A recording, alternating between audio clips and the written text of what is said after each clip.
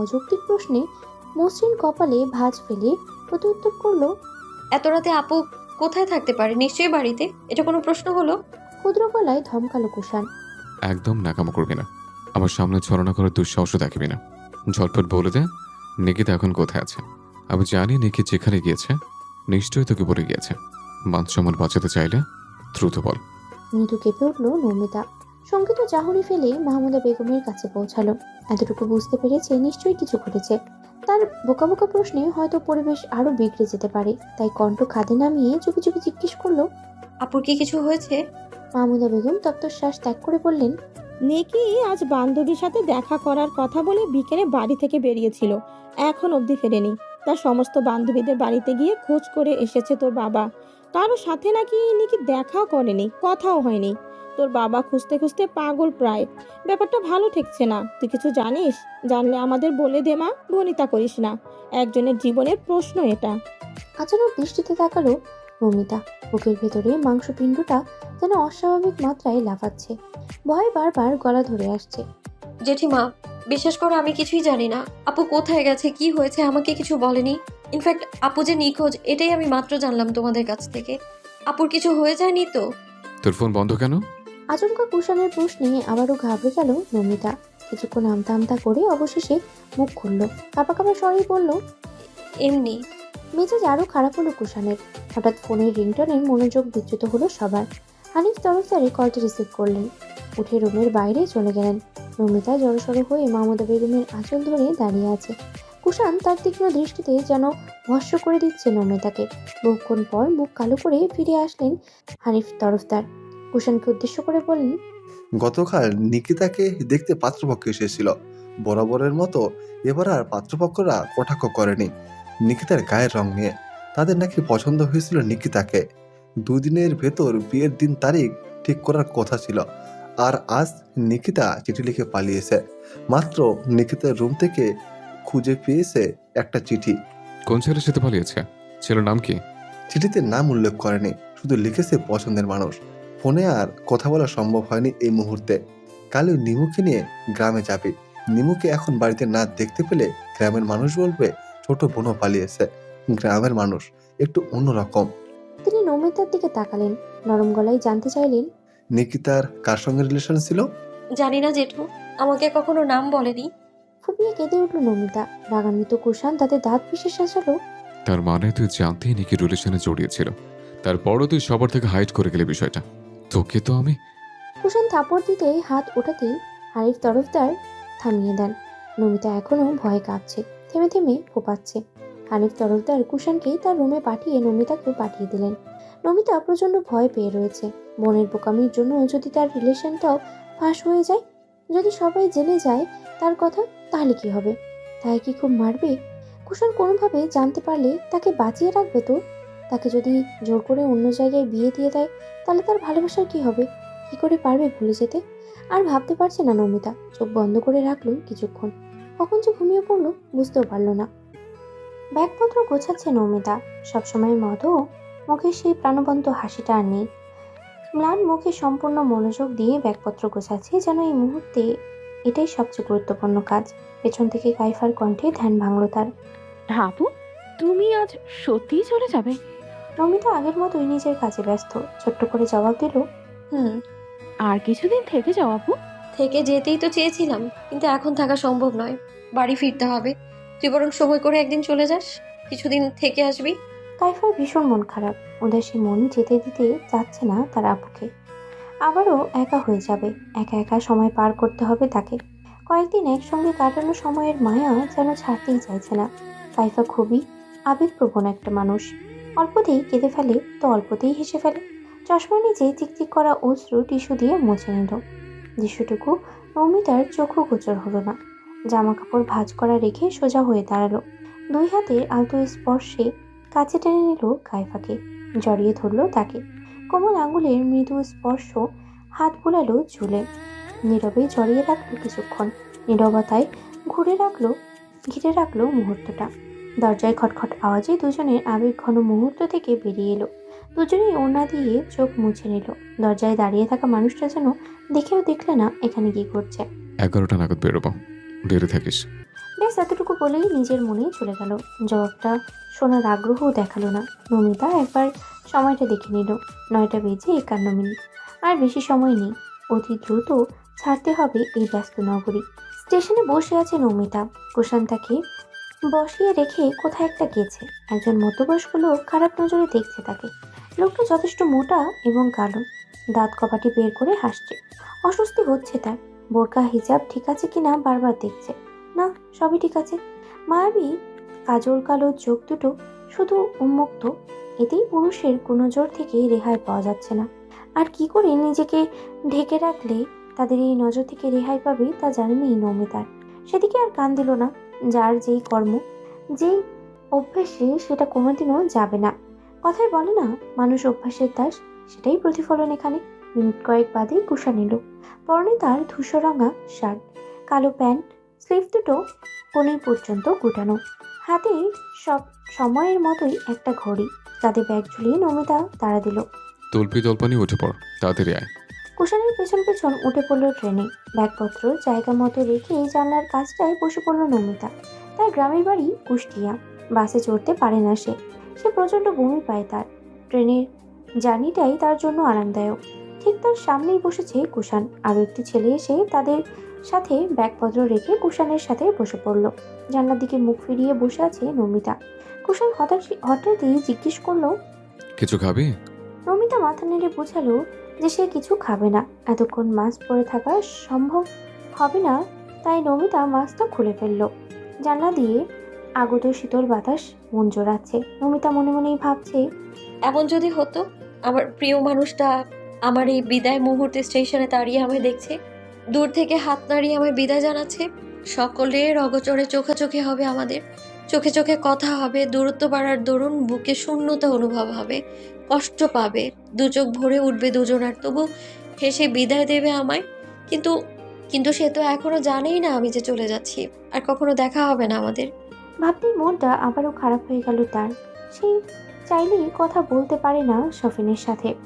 শাফিন যখন সময় হয় তখন তার সাথে যোগাযোগ করে। ব্যাপারটা শুরুতে অদ্ভুত লাগলেও এখন মানিয়ে নিয়েছে। আকস্মিক কারোর স্পর্শে ঘোর কাটল তার। তাকিয়ে দেখে তার কোলে মাথা রেখে শুয়েছে কুষাণ। নমিতা হতবাক চোখে দেখছে কুষাণের কাণ্ড। ট্রেনের ভিতরে এমন অসভ্যতাম মোটেও কল্পনা করেনি। হৃদয় কুঞ্চন করে কুষাণের হাব ভাব দেখছে। নিচু স্বরে কটমট স্বরে বলল, করছোটা কি কুষাণ ভাই? ট্রেনের মধ্যে এমন অসভ্যতামি আমি একদম টলারেট করবো না। আর কিছু বলা বা করার আগেই কুষাণ তার ফোনটা ধরিয়ে দিল নমিতার হাতে। ফোনের নোটবুকে কিছু লেখা আছে। নমিতা ফোনের দিকে একবার তাকিয়ে আরেকবার কুষাণের দিকে তাকালো। চোখ জোড়া বন্ধ করে নমিতার কোলে মাথা রেখে ঘুমানোর ভান ধরেছে সে। চোখ সরিয়ে ফোনের নোটবুকে লেখাগুলো পড়ল। সামনে বসে থাকা লুচ্চাটা তোকে কোনো জোরে দেখছিল, যেন এক্ষুনি চোখ দিয়ে গিলে খাবে। একটু পাশে তাকিয়ে দেখ, একটু পাশে তাকিয়ে দেখ, এখানে কতগুলো কুত্তা বসেছে। শুধুমাত্র ট্রেন বলে ঝামেলা করলাম না। আমি যদি না শুয়ে পড়তাম তাহলে ছেলেটা তোর সঙ্গে বসে পড়তো। এখন সবাই আমাদের কাপড় ভেবে চোখ সরিয়ে নেবে। আশেপাশে কি হচ্ছে তাও তো দেখবি না। সাথে কি বলি, মিনি সাইজের হাতি, হাতে পায়ে বড় হয়েছে শুধু। ব্রেন এখন আকাশে রয়ে গেছে, ভূমিতে এখনো ল্যান্ড করেনি। আমি একটু ঘুমাবো, খবরদার ডিস্টার্ব করবি না। পড়া শেষ করে আর চোখে পাশের সিটে তাকালো। দেখে ওখানে কিছু বয়স্ক পুরুষ। সে তাকানোতে চোখ ফিরিয়ে নিচ্ছে। মনে মনে কয়েক দফা বকা দিল এদের। 3 ঘন্টা পর কুষাণ উঠে পড়ল।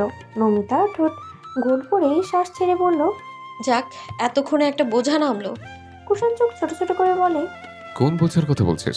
তোমার এত বড় মোটা মাথাটা যে এতক্ষণ যাবত আমার কোলে ছিল সেটার কথাই বলছি। কুষাণ মৃদু রাগ দেখিয়ে বলল, তুই ইনডিরেক্টলি মিন করলি আমি মাথা মোটা? শোন, আমার মাথা এতটা ওজন না। ফ্রিতে উপকার করেছি, কোথায় কৃতজ্ঞ থাকবি? তা না করে কথা শোনাচ্ছিস? এত বড় উপকার সচরাচর কেউ করে না। নেহাতি আমার দয়ালু মন, তাই করলাম। হ্যাঁ, কত বড় উপকার করেছো তা তো দেখতেই পাচ্ছি। ঠিকই তো উসুল করে নিলে। তুমিও একটু শোনো, তুমি আমার উপকার করেছো, আমিও তোমায় ফ্রিতে বালিশের সার্ভিস দিয়েছি, দুটো মিলে শোধবোধ। আন্ডারস্ট্যান্ড? নমিতা ভেঙচি কাটলো। এতক্ষণ শরীরটা হালকা লাগছে তার। কুষাণ বিড়বিড় করে বলল, বালিশের সার্ভিসটা আজীবন পেলে মন্দ হয় না। কিন্তু মুখে বলল। ছি নেমু, এতটুকুর জন্য খোটা দিয়ে দিলে? নমিতা বিস্ময় কণ্ঠে বলল, আমি আবার কোথায় তোমাকে খোটা দিলাম? আমি তোমাকে জাস্ট বোঝালাম, উপকার তুমি একা নও, আমিও করেছি। কুশন এবারও হতাশ হলো। নমিতার থেকে দৃষ্টি সরিয়ে ম্লান স্বরে বলল, আমি কত মানুষ দেখেছি, কিন্তু তোর মতো একটাও দেখিনি। দেখবা কি করে? নমি তো one and only piece.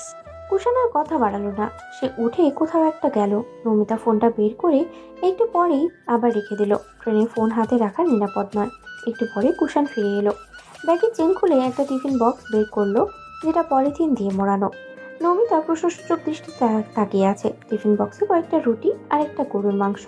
Cushion নমিতার সামনে ধরে রেখে বলল, নমিতা রুটির ছোট্ট টুকরাটা মুখে পড়ে বলল, জেঠিমা এসব কখন প্যাক করলো?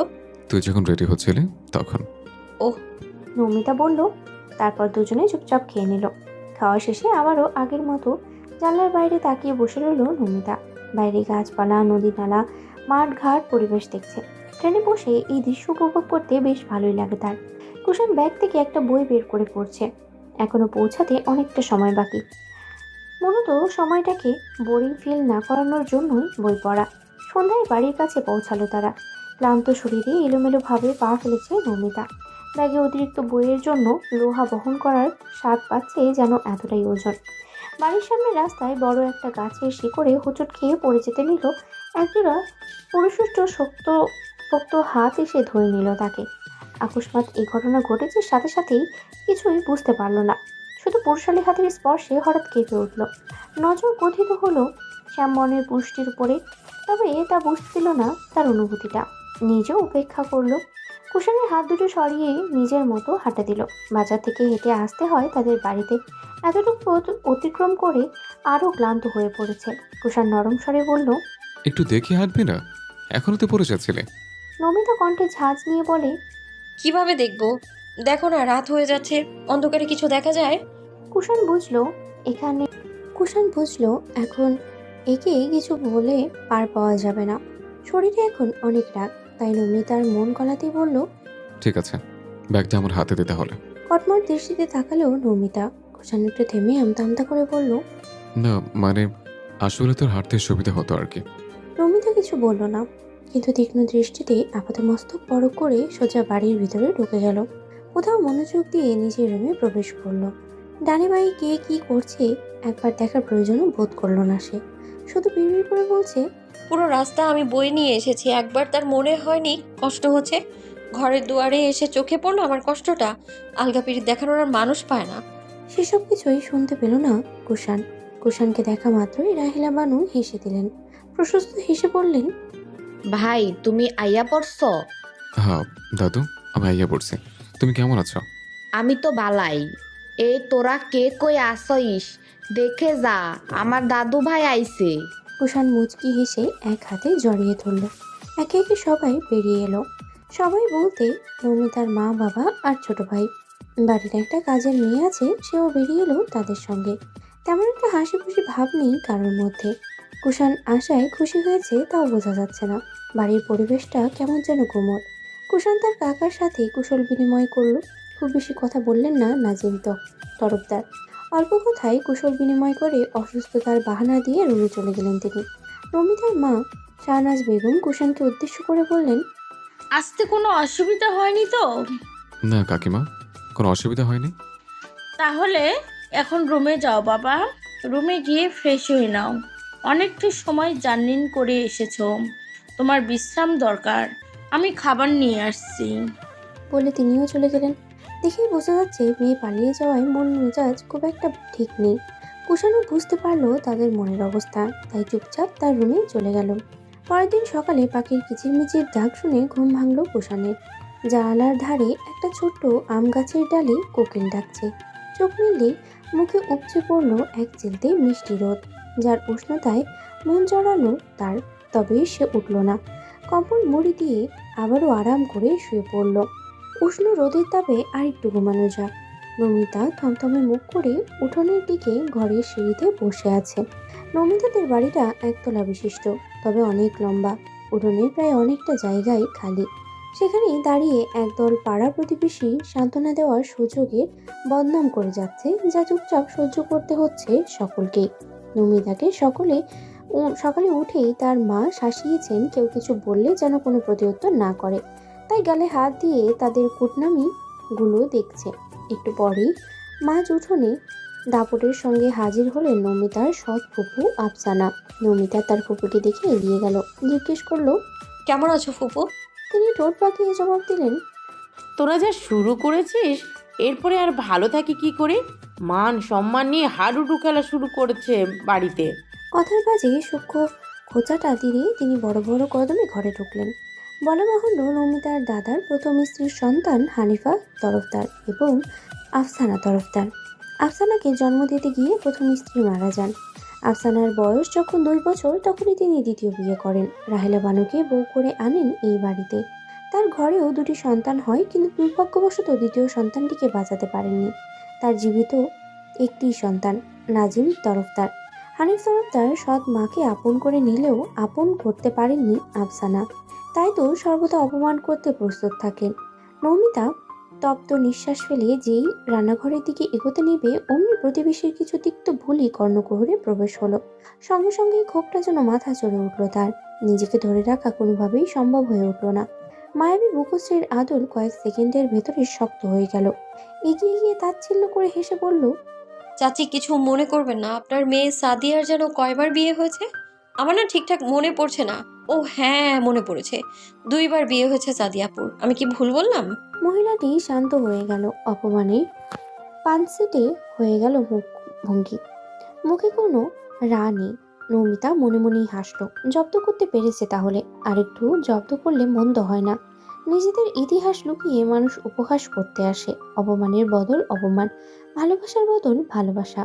নমিতা মুখের হাসিটুকু বজায় রেখে অন্যার কিনারায় আঙুল পেঁচাতে পেঁচাতে আরেকটি মহিলাকে উদ্দেশ্য করে বলল, কাকি আপনার ছেলে তো জিনিয়াস, প্রশংসা না করে পারছিই না।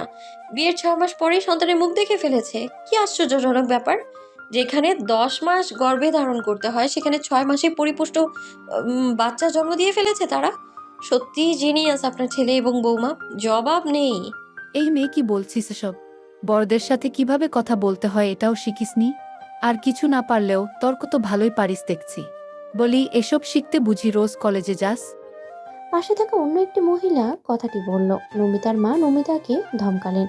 মেয়ে যখন মা বাবার মুখে চুনকালি লাগাতে দ্বিধাবোধ করেনি, তাহলে মানুষের কটুবাক্য তো শুনতেই হবে।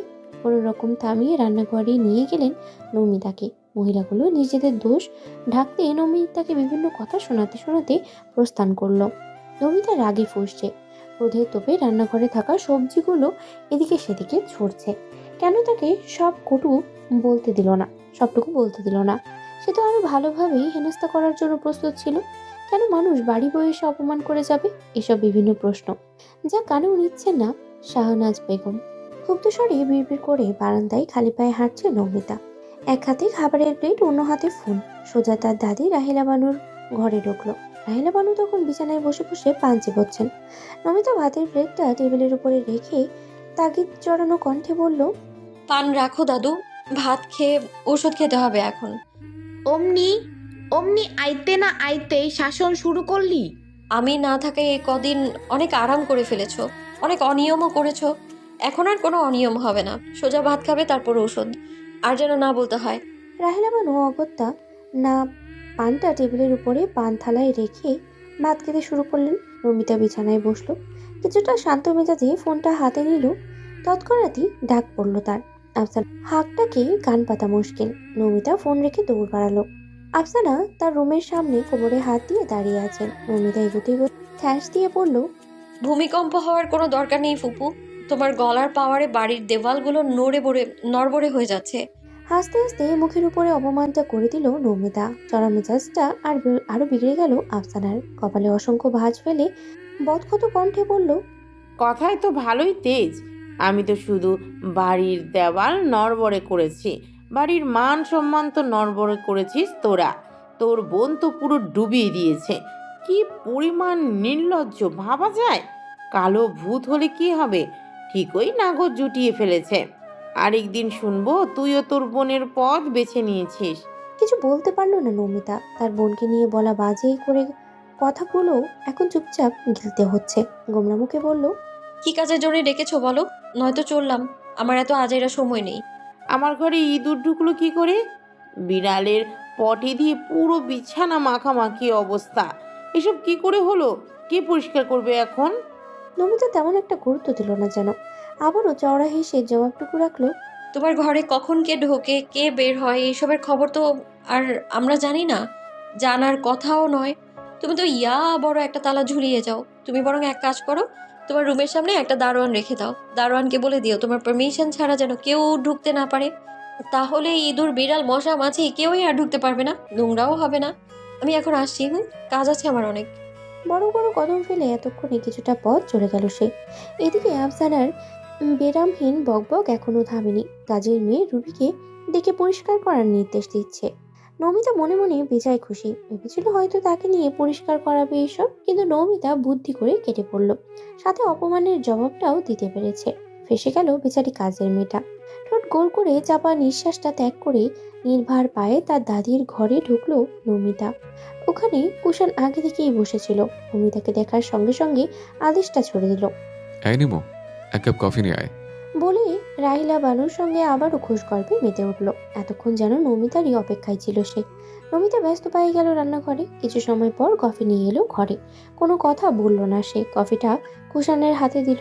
তার ভাবসাব বুঝতে পারলো না কুষাণ, তবে সকাল থেকে আড়াল থেকে নমিতার কর্মকাণ্ডগুলো দেখছে এবং শুনছে তা মনে পড়তেই কুষাণ বলল, কি রে বোম্বাই মরিচ, সকাল থেকে এত ঝাল ছড়াচ্ছিস কেন? আকস্মিক বোম্বাই মরিচ ডাকায় একটু খ্যাপাটে স্বরেই নমিতা বলল, খবরদার কোনো উদ্ভট নামে ডাকবে না আমায়। তোমাকে কি আমি কুমড়ো বলে ডাকি? ডাকি না তো। সো কোনো ধরনের চুলকানিমূলক কথাবার্তা শুনতে চাচ্ছি না আমি। রাগের কারণে যা মুখ দিয়ে আসলো বলে দিল। বলার পর বুঝতে পারছে খুব বড় বেয়াদবি করে ফেলেছে সে। কুষাণ নির্লিপ্তভাবে কফির কাপে ঠোঁট ছুঁয়ে তার দাদিকে উদ্দেশ্য করে বলল, এই বেয়াদবকে কিভাবে উচিত শিক্ষা দেওয়া যায় বলো? চুলকানিমূলক কথাবার্তা আবার কি? দিন দিন শুধু অতপতন দেখছে। আজের ব্যবহারের কি ছেড়ে বাড়িতে এসেও শান্তি পাচ্ছি না। দাদু, একে বিয়ে দিয়ে দাও। জামাইয়ের মারপিটে না পড়লে এই বেয়াদব শিক্ষা হবে না। ঠিকই কইছস দাদু ভাই, আমিও এইটা কই। মাইয়া মানুষের এত জাল থাকবো কে? মাইয়া মানুষ যত তাড়াতাড়ি বিয়া দেওয়া যায় ততই ভালো। নমিতা কিছু বলতে যাবে অমনি কুষাণ প্রসঙ্গ পাল্টে বলে, দাদু, নাকি তার কোনো খোঁজ পেলে?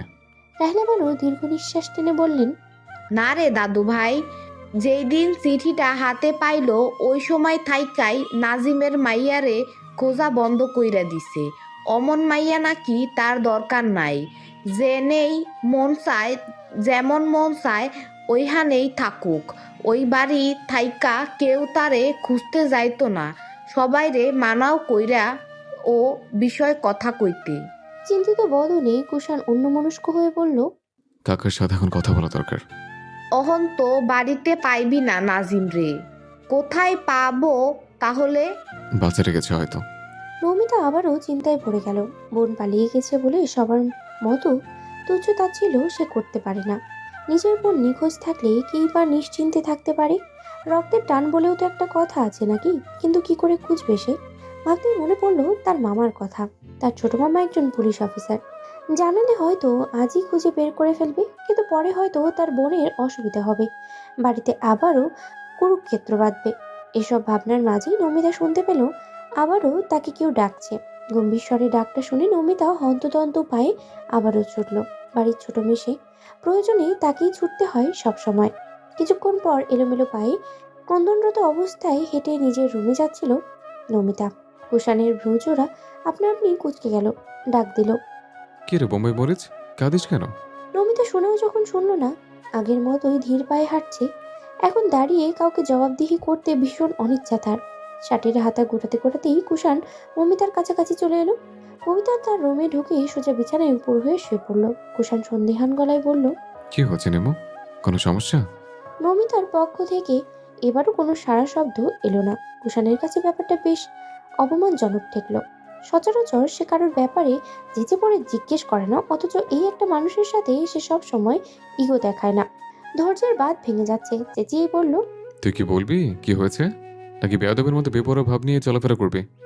আকস্মিক ধমকে হকচকিয়ে গেল নমিতা। দ্রুত উঠে জড়সড় হয়ে বসলো। মিনমিনে স্বরে বলল, বাবা আমার ফোনটা নিয়ে আলমারির ড্রয়ারে রেখে তালা ঝুলিয়ে দিয়েছে। বলেছে বিয়ের আগে আর আমাকে ফোন চালাতে দিবে না। আরো অনেক কথা শুনিয়েছে, সব আপুর জন্য। আপুর জন্য আমার ফোনটাও গেল। আলহামদুলিল্লাহ, এটা তো খুবই ভালো খবর। তাহলে তুই এভাবে মরা কান্না করছিস কেন? নাক টেনে মমিতা বলল, হয়েছে, থামো। এটা আলহামদুলিল্লাহ বলার মতো খবর নাকি? আমি এখন ফোন ছাড়া থাকবো কি করে? কুষাণ দরজার দ্বার মুখ পেরিয়ে একটু সামনে দাঁড়ালো। চুলে ব্যাকব্রাশ করতে করতে বলল, কি করে থাকবি মানেটা কি? আগের কালে মানুষ যেভাবে থাকতো সেভাবে থাকবি? কোনো ঘাপলা তো নিশ্চয়ই আছে, নয়তো ফোনের জন্য তুই কাঁদতি না। কোনো বয়ফ্রেন্ড টয়ফ্রেন্ড আছে নাকি? থাকলে বল, পা দুটো ভেঙে হাতে ধরিয়ে দিই। ঠান্ডা মাথায় হুমকি দিয়ে দিব্যি নিজের স্টাইলে হেঁটে চলে গেল কুষাণ। নমিতা থতমত খেয়ে গেল। জিভায় কামড় দিয়ে ভাবে প্রকাশ্যে আবেগ আপ্লুত হওয়া মোটেও ঠিক হয়নি। কি একটা বোকামি করে বসলো সে। গাল ভেজা পানিটুকু হাতের উল্টো পিঠ দিয়ে মুছে নিচ্ছে। অমনি কুষাণ আবারও দরজার দ্বার বরাবর বুকে হাত গুজে দাঁড়িয়ে কাঠিন্য সুরে বলল, কি হলো? জবাব দিচ্ছিস না কেন? ভয় পেলো নাকি? নমিতা মনে মনে অদম্য সাহস জুটিয়ে ঠোঁটে হাসি রেখে অকপটে বলে দিল, ভয় পাবো কেন? তোমাকে ভয় পাওয়ার প্রশ্নই আসে না। বয়ফ্রেন্ড ছাড়াও ফোনে অনেক কিছুই থাকতে পারে। আমরা এই যুগের মানুষ, পুরোনো দিনের মতো মানুষের মতো তো আর জীবনযাপন করা সম্ভব না। একটা কথা বলো তো, তুমিও ফোন চালাও, তাই বলে কি গার্লফ্রেন্ড আছে? ও হ্যাঁ, তোমার তো আবার গার্লফ্রেন্ড আছে, জেরিন না কি যেন নাম মেয়েটার, ভুলেই তো গিয়েছিলাম। আচ্ছা ছাড়ো, তোমার যা মনে হয় ভাবতে পারো, আমার কোনো প্রবলেম নেই। চোটপাট দেখিয়ে বিছানা থেকে নেমে বড় বড় কদমে নিমিষেই কুষাণকে পাশ কাটিয়ে চলে গেল। কিছুক্ষণের মধ্যেই চোখে আড়াল হয়ে গেল সে। চোখের আড়াল হতে পেরে বুকে প্রলম্বিত নিঃশ্বাসটা বাতাসের সাথে মিশিয়ে দিল নমিতা। নিজেকেই নিজে বলতে ইচ্ছে করছে তার। চোরের মায়ের বড় গলা। কুষাণ এখনো ঠায় দাঁড়িয়ে আছে। হতাশ হয়ে ঘর থেকে বেরোতেই সাক্ষাৎ হলো তার ফুপুর সাথে। সময় চলেছে তার নিজ গতিতে, নিরবিচারে ও অনির্বাচ্য ভাবে চলতে থাকে। দুদিন পর সকাল সকাল পুরো বাড়ি মাথা তুলে ফেলেছে নমিতা। আজ নাকি তার কলেজে বসন্ত উৎসবের আয়োজন করা হয়েছে। শাড়ির সাথে ম্যাচিং ব্লাউজটা খুঁজে পাচ্ছে না। এদিকে কলেজের সময়ও প্রায় জয়ী হয়েই যাচ্ছে। শেষে না পেরে নমিতা তার মায়ের কাছ থেকে একটা ব্লাউজ ধার নিল। সাজসজ্জায় চরম ব্যস্ত সময় পার করছে তখন নমিতা। উড়নচণ্ডীর উড়ন্তপনা দেখছে কুষাণ। সকাল সকাল ভেজা চুল, শুষ্ক শার্টে স্নিগ্ধ লাগছে তাকে। খাওয়া দাওয়া করে রেডি হয়ে চেয়ারে হেলান দিয়ে বসে আছে। অপেক্ষা করছে তার বন্ধু আদিবের। আদিব তার বাল্যকালের বন্ধু। আদিবের সঙ্গে দুদিন যাবৎ তার চলাফেরা ঘোরাঘুরি। কিছুক্ষণ পর আদিব এলো তার বাইক নিয়ে। বাড়ির দ্বার মুখে দাঁড়িয়ে আছে আদিব। আদিবকে দেখতে পেয়ে কুষাণ চলে গেল আদিবের সঙ্গে। কলেজের গেট বেরোতেই বান্ধবীদের সঙ্গে দেখা হলো নমিতার। অধিকাংশ মেয়ে আজ শাড়ি পরে এসেছে, ছেলেরাও বেশিরভাগ পাঞ্জাবি পরেছে। নমিতা পরেছে সাদা শাড়ি, যার টকটকে গোলাপি রঙের পাড় ও শাড়িতে গোলাপি সুতার হাতে বোনা কাজ। সবাই লাল পরলেও কেন জানি সবার মতো পরতে ইচ্ছে হলো না তার। লালের বদলে টকটকে গোলাপি বেছে নিল। মাথার চারপাশে বেলি ফুলের গাজরা ঝুলে আছে, চুলগুলো মৃদু বাতাসে অবাধে উড়ছে। হাতে সাদা আর গোলাপি রঙের কাচের চুড়ি। মুখে খুব একটা ভারী সাজ নেই তার। কানে ঝুলছে মাঝারি সাইজের ঝুমকো। সাংস্কৃতিক অনুষ্ঠানের এখানে একটা পিলারে হেলান দিয়ে দাঁড়িয়ে আছে নমিতা। সবার সঙ্গেই কুশল বিনিময় করে এখানে ঠাঁই নিয়েছে। নৃত্য হচ্ছে মঞ্চে। এখন তার সঙ্গে আছে সব থেকে কাছের বান্ধবী লাবণী। ভীষণ মন খারাপ নমিতার। ফোন তার বাবার কাছে থাকায় সাথে আনতে পারেনি। একটা ফটো তুলতে পারেনি সে, পারেনি কোনো ভিডিও করতে। সবাই কত আনন্দ হই হুল্লোড় করছে। লাবণীও ফোন নেই। কাঁধে হাত রেখে সান্ত্বনা স্বরূপ লাবণী বলল, মন খারাপ করিস না দোস্ত, আমারও তো ফোন নেই, তাই কি হয়েছে? আমি কি মন খারাপ করেছি একবারও? নমিতা বিষণ্ণ মনে বলল, তুই এটা বুঝবি না। চাইলে অন্য কারো ফোন দিয়ে পিক তুলতে পারতাম, কিন্তু এটা সেফ হবে না। দেখছিস না সবাই কত সুন্দর করে পোজ দিয়ে পিক তুলছে, ভিডিও করছে। আমিও তো ওকে দেখাতে পারতাম আমার এই সাজটা। তোদের বাড়িতে কি অন্য কারো ফোন ছিল না? ছিল। অমনি নমিতার চোখে পড়ে কুষাণকে। তার বিপরীত পাশে বাইকে বসেছিল ছেলেপেলের সাথে আড্ডা দিচ্ছে। ওখানেই সবাইকেই সে চেনে। নমিতার চোখে মুখে হাসির ঝলক দেখা গেল। শাড়ি পরে যদিও সে ঠিকঠাক হাঁটতে পারে না, তবুও যতটা পারলো দ্রুত কুষাণের কাছে পৌঁছানোর চেষ্টা করলো। পেছন থেকে লাবণী ডেকেই চলেছে, কিন্তু নমিতা তাকে দাঁড়িয়ে থাকতে বলে ছুটছে। নমিতাকে আসতে দেখে কুষাণ বাইক থেকে নেমে পড়লো। হাতের ইশারায় থামতে বলে নিজেই তার কাছে গেল। আজকে সূর্যটা যেন একটু বেশি উত্তাপ ছড়াচ্ছে, যার দরুন রোদে বেশিক্ষণ দাঁড়িয়ে থাকা দুষ্কর। তাই বেশিরভাগ মানুষ কলেজে নয়তো প্যান্ডেলেই ঠাঁই নিয়েছে। বক্সের সাউন্ডে কেউ কারোর কথা খুব একটা শুনতেও পাচ্ছে না। কুষাণ কাছে গিয়ে নমিতা কিছু বলার আগেই নিজের ফোনটা নমিতার দিকে বাড়িয়ে দিল। নমিতা অবাক হয়ে বলল, তুমি কি করে জানলে যে আমার ফোনটাই নিতে আসছিলাম? কুষাণ নির্বিকার কিন্তু অগোচরে আপাতমস্তক কাছ থেকে পরখ করে বলল, কই, জানতাম না তো। সবই ফটো সেশন করছে, তাই ভাবলাম তোরও যদি ইচ্ছে হয় তাই দিলাম। নমিতার থেকে চোখ ফেরানো কষ্টসাধ্য ব্যাপার এখন। যদিও অনেকবার এখানে সেখানে নমিতাকে বসন্তীর সাজে দেখে ফেলেছে, তবে কাছ থেকে দেখার সুযোগ হয়নি এতক্ষণ। মাত্রই সুযোগটা হলো কাছ থেকে দেখার। নমিতা প্রাণোচ্ছল হেসে বলল, ধন্যবাদ কুষাণ ভাই। কথাটা কেমন যেন বিদঘুটে শোনালো কুষাণের কাছে। বিড়বিড় করে বলল, প্রথম দুটো শব্দ তো ঠিকঠাকই ছিল, কিন্তু পেছনে ভাই ডেকে লেজ লাগানোর কি প্রয়োজন ছিল রে আমার বসন্ত রানী? কিছু বললে? না না, কি আর বলবো। সাবধানে, শাড়ি সামলে যাস। নমিতা মাথা নেড়ে সম্মতি জানালো। একটু দৌড়ে এগোতেই পিছু ডাকলো কুষাণ। নমিতা পিছন ফিরে ইশারায় বলল, কি? প্রচন্ড ঘাবড়ে গেছে কুষাণ। এলোমেলো একতরফা অনুভূতির বেসামাল রূপ সামনে রাখা অসম্ভব ঠেকছে। মুখ দিয়ে চোখে বারবার দেখেও তৃপ্ত হচ্ছে না। হৃদয় চাইছে অন্য কিছু, মন বলছে হাজারো অব্যক্ত কথা। আবেদন মইয়ের কাছে যদি পুরো আবেদন মইটা আবেদন করে বসে, তাহলে কি খুব বড় অপরাধ হবে? প্রজাপতি যেন ডানা মেলে বক্ষপিঞ্জরে ঝাপটাচ্ছে আর বলছে, যেমন বলছে তাই বলে দে, চেপে রাখিস না, নয়তো পরের সুযোগ পাবি না। জিভ দিয়ে শুষ্ক ঠোঁটগুলো ভিজিয়ে নিল। ঢোক গিলেও যেন গলা ভিজানো যাচ্ছে না। প্রচন্ড নার্ভাস, সব কথা গলা অবধি এসেই দলা পাকিয়ে যাচ্ছে। এতটা নার্ভাস আগে কখনো হয়নি। কলেজের নিচতলার বারান্দায় দাঁড়িয়ে তারা। নমিতা বিরক্ত হলো। কি হলো? কিছু বললে বলো, নয়তো চললাম। তোকে এই লোকে কার কাছে কেমন লাগছে আমি জানি না, তবে আমার কাছে তোকে একদম পারফেক্ট লাগছে, ঠিক যেন বসন্ত রানী। এতটুকু বলেই থেমে গেল। মুখের উপরে কুলুপ এঁটে পিছন করে হাঁটা দিল। কারণ এই বেসামাল মুখ কখন না জানি ফসকে উল্টোপাল্টা কিছু বলে দেয়। নমিতা প্রশংসাটা স্বাভাবিকভাবেই নিল, তবুও অবাক হলো আজ এত ভালো ব্যবহার পেয়ে। স্বপ্নে দেখেছে নাকি বাস্তবেই দ্বিধায় আছে। শুধু খটকা লাগলো শেষের কথাটা, বসন্ত রানী। এটা তো সাফিনের দেওয়া চিরকুটের সম্বোধন হিসেবে ছিল।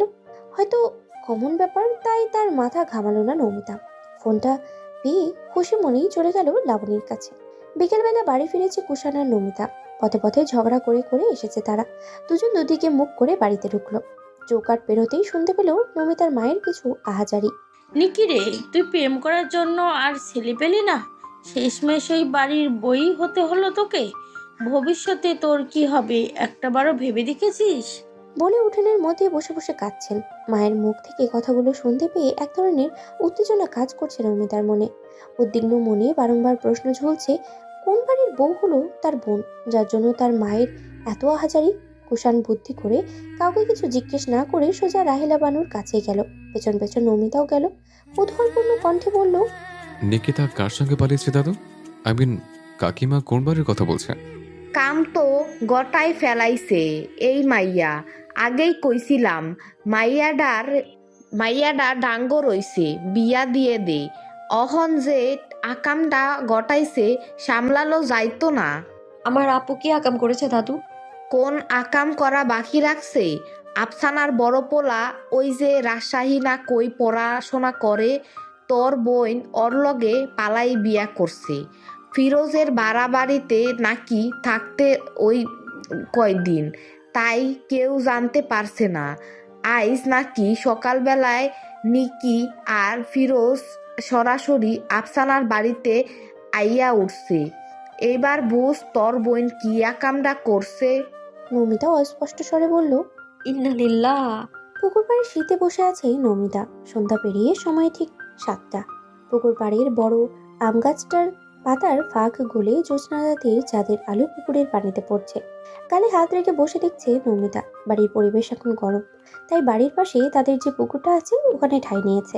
তাকে দেখলেই যেন সবার মেজাজ আরো চড়ে যাচ্ছে, তাই সবার চোখের আড়াল হতেই সে এখানে।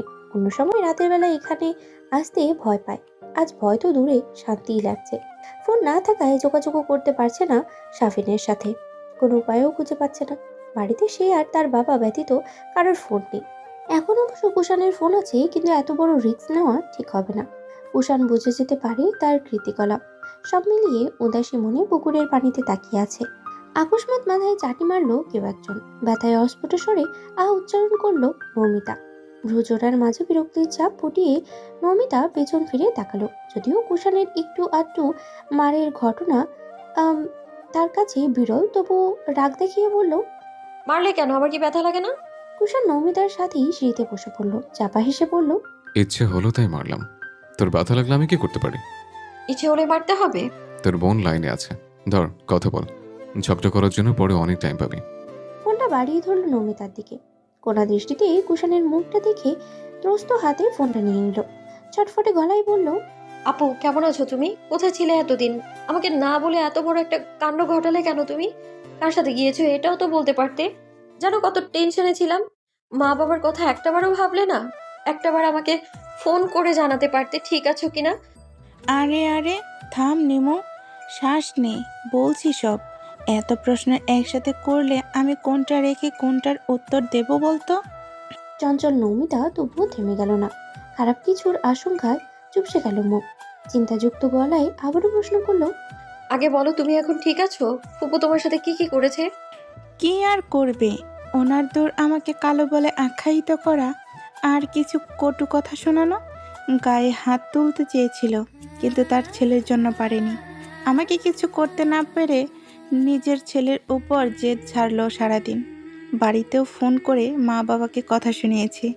এটা মানতে কষ্ট হচ্ছে রে, আমার জন্য মা বাবার এত অপদস্থ হতে হলো, অপমান সহ্য করতে হলো। বাবা নিশ্চয় খুব ক্ষেপে আছে, তাই না রে? চিন্তা ঝেড়ে প্রফুল্ল চিত্তে বোনের সঙ্গে কথা বলতে শুরু করে।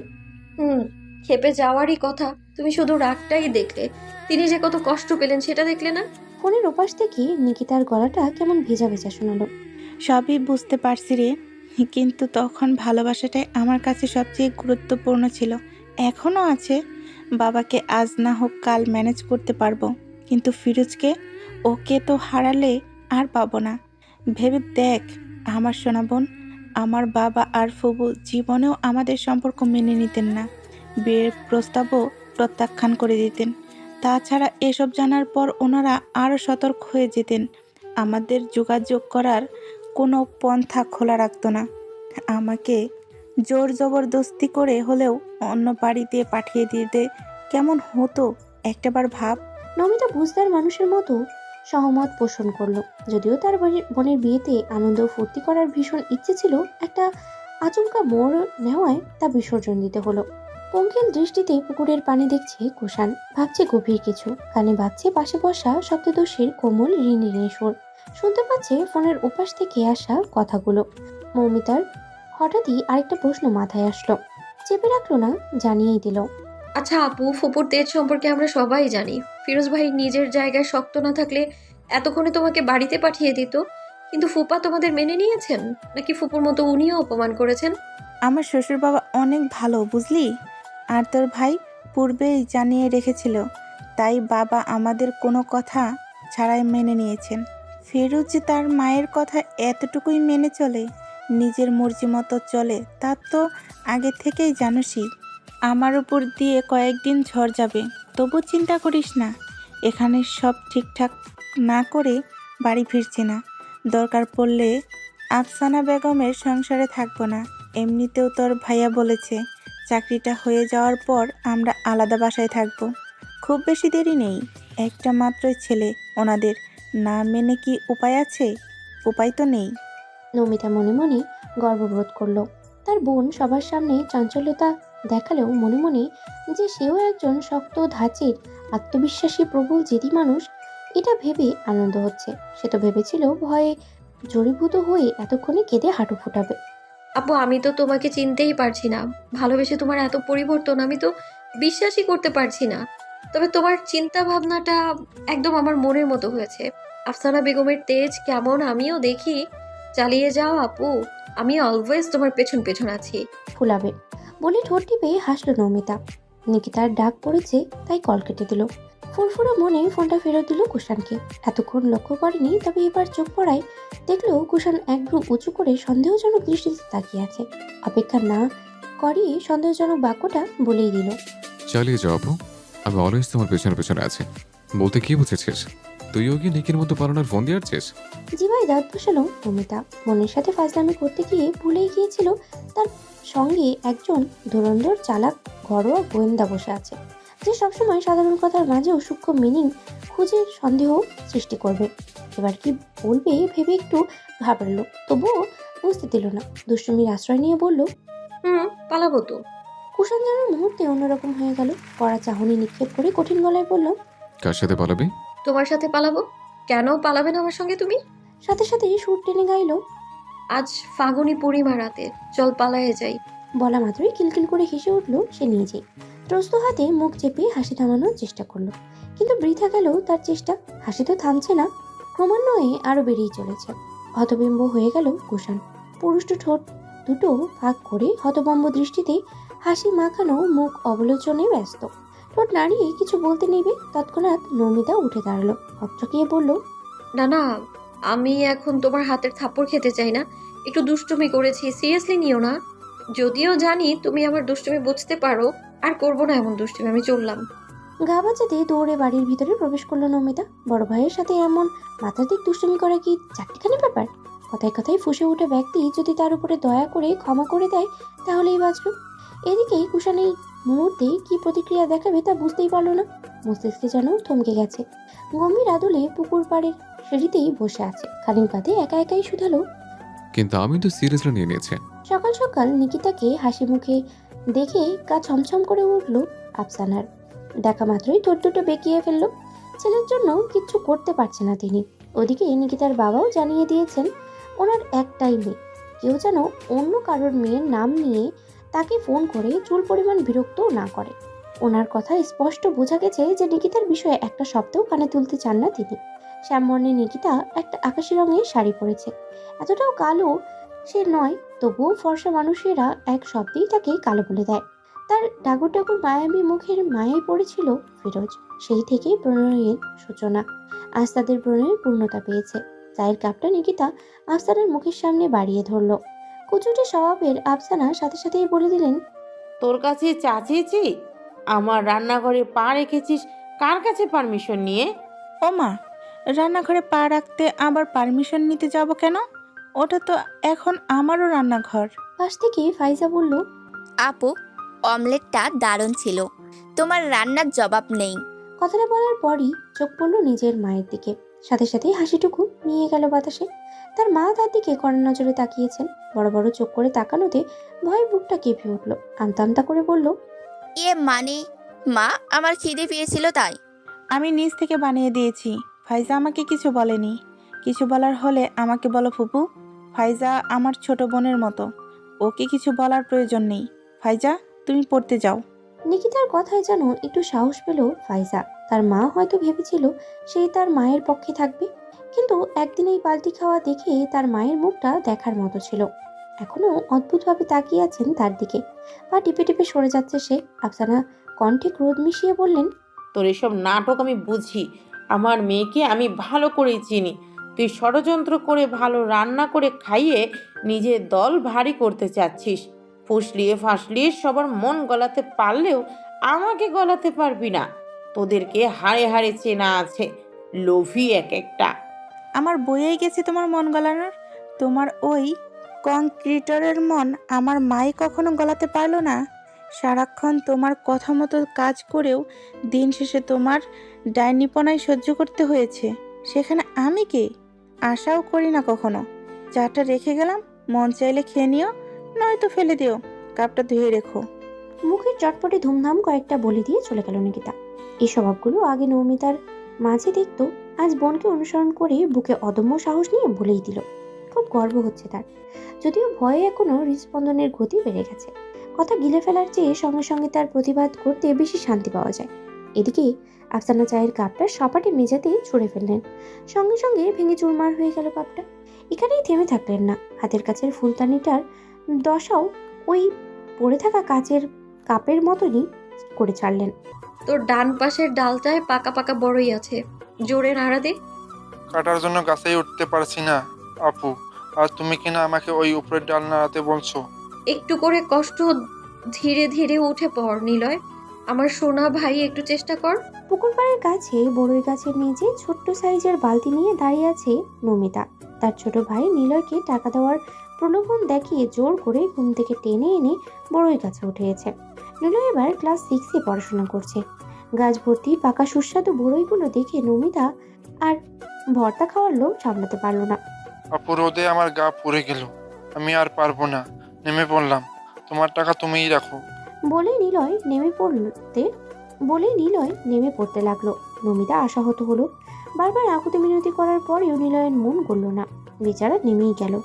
এই দুর্দর্শ রোদের অসহ্য তাপমাত্রায় কুষাণ পুকুর পাড়ের একদিকে গিয়ে এদিক দিয়েই আসছে। দেখেই বোঝা যাচ্ছে অনেকক্ষণ যাবৎ রোদে ছিল। ঘামে চিপচিপার শার্টটা লেগে আছে শরীরের সাথে। সুন্দর মুখশ্রী লাল টকটকে। গাছগাছালির ছায়াযুক্ত স্থানে দাঁড়ালো সে। নিলয় যেই কয়েকটা বড়ই পেয়েছে সেগুলো মুখ ফুলিয়ে মাটি থেকে বালতিতে তুলে রাখছে নমিতা। বালতির এক কোণাও ভরেনি ওতে। ভীষণ মন খারাপ নিয়ে বারবার গাছের দিকে তাকাচ্ছে। নমিতার অমন হাবভাব দেখে কুষাণ মনে মনেই বলল, সপ্তাদশীর এই ভর দুপুরে মন খারাপের কারণটা কি খুব গভীর কিছু? ঠোঁট কামড়ে আশেপাশে চোখ ঘোরালো। হাতের তালু চুলকাতে চুলকাতেই নমিতার কাছে গেল। শীতল ঘোর লাগানো অন্যরকম চাহটিতে নমিতার বিষণ্ণ মুখের দিকে তাকিয়ে শান্ত স্বরে শুধালো, বড়ই পেরে দেব, খাবি? কৃষ্ণার চোখের তারায় তারায় যেন মুহূর্তেই আলো ঝলকালো। উদ্গ্রীব হলো সপ্তদশীর মন। তুমি সত্যি গাছে উঠবে? তুমি গাছে উঠতে পারো? জীবনে উঠেছো কখনো? কুষাণ বাঁকা হেসে শার্টের কলারটা হাত দিয়ে ঠিক করে নিল। এমন একটা ভাব করলো যেন গাছে ওঠা তার জন্য কোনো ব্যাপারই না। পা বাড়ালেই গাছের মগ ডালে পৌঁছে যাবে। তোর ডাউট আছে? দাঁড়া, এক্ষুনি দূর করে দিচ্ছে। কুষাণের কাছে অসম্ভব বলেই কিছুই নেই। তাই নাকি? তাহলে পুকুরের সবটা পানি খেয়ে দেখাও তো। অযৌক্তিক অবান্তর অদ্ভুত কথা শ্রবণ হতেই তীক্ষ্ণ দৃষ্টি তাক করলো নমিতার দিকে। কি বলবে ভাষা খুঁজে পাচ্ছে না। এমন কথা আদৌ কেউ বলতে পারে বলে তার ধারণা নেই। ওদিকে নমিতা ঠোঁট কামড়ে হাসছে। আকস্মিক মুখের নমনীয় ভাবটা মিলিয়ে গেল কুষাণের। রোদে মেজাজ এমনিতেই চড়ে আছে। কৌশালী মোটা হাতের আঙুলগুলো দিয়ে নমিতার মুখ চেপে ধরল। শক্ত করে চেপে ধরায় দাঁতের সাথে লেগে প্রচন্ড ব্যথায় ছটফট করছে। নমিতার হাত অজান্তেই কুষাণের হাত সরাতে ব্যস্ত হয়ে উঠল। কুষাণের দাম্ভিক স্বর, আরো বলবি আমার লজিকহীন ফালতু কথা? অস্পষ্ট শোনা গেল নমিতার কথাগুলো। আর করবো না, প্লিজ ছেড়ে দাও। কুষাণ তার হাত আলগা করলো। নমিতা তার কোমল হাত জোড়া গালে বোলাতে বোলাতেই ছলো ছলো নেত্রে দেখলো অমন নিষ্ঠুর পুরুষটিকে। অভিমানী কণ্ঠে শুধালো, খাবো না বড়ই, নিজে পেরে নিজেই খাও, হাতি একটা। নিজের জেদ রক্ষা করতে চলে যেতে প্রস্তুত হলো। দু কদম ফেলতে না ফেলতেই চিকন হাতটা মুঠোবন্দি করে নিল নিকটস্থ পুরুষটি। ওই সৌবিষ্ট পুরুষের নেত্রপল্লবের নিপুণতা সমুদ্রের ন্যায় অতল গভীর। তবুও নিজের স্বরেই আদেশ স্বরূপ বলল, কোথাও যাবি না যতক্ষণ পর্যন্ত না আমি বড়ই কাছ থেকে নামছি। আমার কথা অমান্য করলে আমি কিন্তু কাউকে মানব না। পরে কেঁদে কেটে পুকুর বানানো রেহে পাবি না।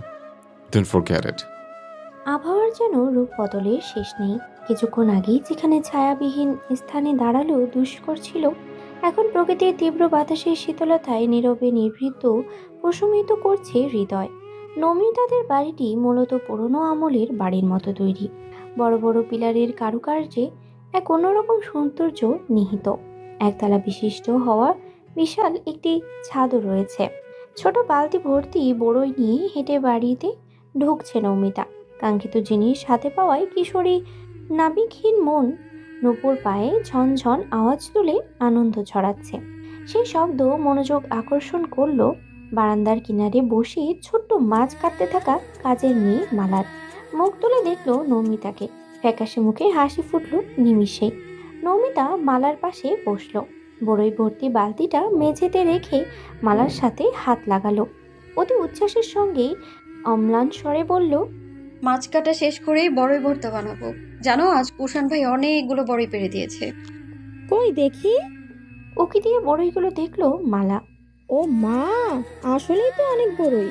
জানো আপা, পাকা বড়ইগুলো দেখে প্রতিদিন তোমার ভাইটারে কতবার তোষামত করেছি, কিন্তু বান্দা এক চুলও গলে নাই।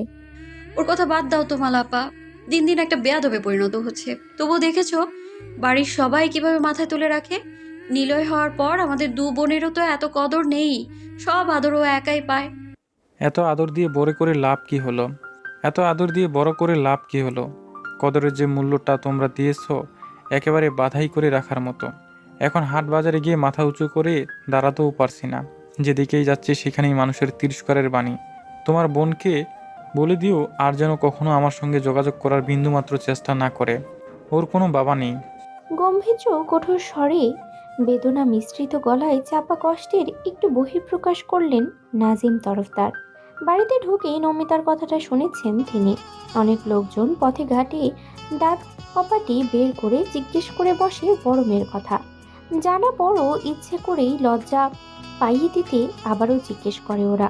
বিপরীতে থাকা মানুষটির মাথা নিচু করে শুয়ে যাওয়া ছাড়া কিছুই করার থাকে না। নাজির তরফদার দাঁড়ালেন না, বড় বড় কদম ফেলে ঘরে চলে যায় তিনি। নমিতা তার বাবার কণ্ঠস্বর পেয়েই গাঢ় কাত করে একবার তাকালো ওই ক্লান্ত মাখা নিষ্প্রভ মুখের দিকে। সেই দৃষ্টি 1 মিনিটের বেশি স্থায়ী হয়নি। মাথা নত করে ম্লান মুখভঙ্গিতেই শুধু শুনে গেছেন কথাগুলো। বাবার এই কঠোর কথার পেছনে লুকিয়ে আছে এক বুক চাপা কষ্ট, পাহাড় সম বেদনায় ক্ষতবিক্ষত অন্তর, জনসম্মুখে অপমান অপদস্থ হওয়ার কাহিনী। সন্তানের এরূপ আচরণ মা বাবাকে যে কতটা পীড়া দেয় তা কেবল মা বাবাই অনুভব করতে পারে। পুরুষ মানুষের চোখে কান্না শোভা পায় না, তাই তো তিনি এখনো এত কঠোর। হাত দুটো নিশ্চল হয়ে তাকিয়ে রইল সম্মুখে। বুকটা মোচড় দিয়ে উঠল নৌমিতার, গাল বেয়ে টপ টপ করে পড়ছে বিন্দু বিন্দু অশ্রুকণা। তড়িঘড়ি করে গোসলখানায় ঢুকেই শার্ট খুলে ফেলল কুষাণ। পৌরস্যদীপ্ত দেহে এলোমেলো ভাবে হাত বোলাতে লাগলো সে। পেশিবহুল বাহুর চামড়া লাল হয়ে আছে কাটার আঁচড়ে আর পিঁপড়ের কামড়ে। বুকেও অসংখ্য ছোট ছোট দাগ, সেগুলো লাল পিঁপড়ের উপহার। বড়ই গাছে ওঠার সময় কাটার আঘাত তো পেয়েছেই, সঙ্গে ছিল পিঁপড়েদের আদরও। কতগুলো যেন ধপধপ করে চলছে, কিন্তু কুষাণ তাতে দাঁত চেপে সহ্য করে নিচ্ছে। ঝর্ণার নিচে চোখ বুজে দাঁড়িয়ে থাকলো সে। শরীরে পানি পড়ার শীতল অনুভূতি খানিকটা প্রশান্তি দিচ্ছে। মনে মনেই আওড়ালো কিছু একটা ভেবে আনমনে হাসল কুষাণ। ধীরে ধীরে কমে যাচ্ছে বাহ্যিক যন্ত্রণাটুকু। হৃদয়ে উদয় হলো এক ধরনের মিষ্টি প্রশান্তিদায়ক অনুভূতি। রান্নাঘরে প্রবেশ করলো নৌমিতা। মলিন স্বরে তার মাকে বলল, খিদে পেয়েছে মা, ভাত দাও। শাহনাজ বেগম হাড়ির ঢাকনা তুলতে তুলতেই বললেন, হ্যাঁ দিচ্ছি, তার আগে কুষাণের ঘরে খাবারটা দিয়ে আয়।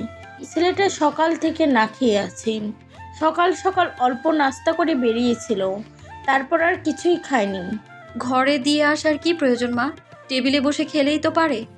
শাহনাজ বেগম খানিকটা বিরক্তির ঝাঁজ নিয়ে বললেন, কুষাণ নিজেই বলেছে ঘরে পাঠিয়ে দিতে, নয়তো তোকে বলতাম। ছাড়, আমি দিয়ে আসছি।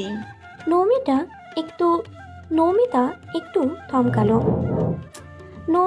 একটু থমকালো। ভাবলো খবরটা তারই দিয়ে আসা উচিত, যেহেতু কিছুক্ষণ আগে তার উপকার করেছে। সেই দিক দিয়ে বিবেচনা করলেও তার এখন কৃতজ্ঞপূর্ণ আচরণ করা উচিত। তৎক্ষণাৎ মায়ের শেষ কথায় তীব্র নাচক করে ত্রস্ত হাতে খাবারের ট্রেটা নিজেই নিয়ে এলো। ব্যস্ত পায়ে যেতে যেতেই বলে গেল, তোমার কষ্ট করতে হবে না, আমিই যাচ্ছি। কুষাণের রুমের প্রবেশদ্বার অতিক্রম করতেই ভীষণ লজ্জায় পড়ে গেল নৌমিতা।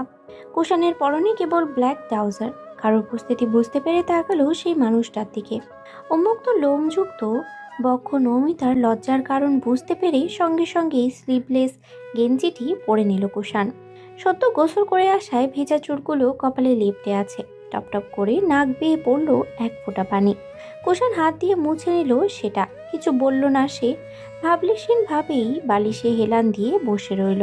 নমিতার মাথা নিচু করে সাইড টেবিলে খাবার রেখে যেতে নিলে হঠাৎই অক্ষিপট আটকালো পৌরস্য কায়ান উন্মুক্ত অংশে শ্যামবর্ণা চামড়ার লাল লাল ফোলা ফোলা দাগগুলোয়। উৎকণ্ঠা দমাতে না পেরে লজ্জা ভুলে জিজ্ঞেস করলো, এ কি, তোমার শরীরে পিঁপড়ে কামড়ালো কখন? কুষাণ কিছু বলল না, দাগগুলো ঢাকার চেষ্টাও করলো না। নমিতা বিছানায় বসে কাছ থেকে দেখার চেষ্টা করলো। কুষাণের হাত হালকা হালকা আঁচড়ে দেখে বলল, বড়ই গাছে ওঠার জন্যই হয়েছে এসব।